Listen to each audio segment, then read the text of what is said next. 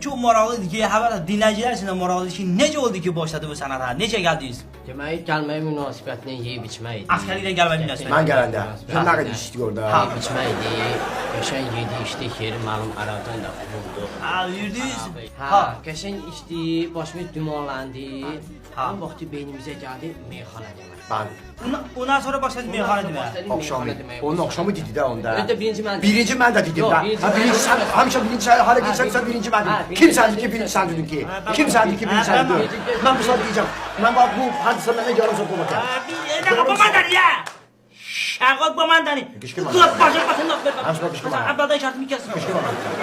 Efirdə cəmat bizi eşidirlər, işte fəxr edənə çıxış. Yox, yəni. Ola efirdə o cəmat Yarım saatin söhbətinə görə məni əsəbləşdirdi. Ala yarım saat söhbət edirsiniz arasında dostsuz iki kişisiniz. Toyuna Baş belə, tətə yaşlılar bilir. belə. Ala Bu belə efirdə Mən istəyirəm keçək top üçlüyümüzə. Lumu FM-də ikramlı qalarda Lumu FM.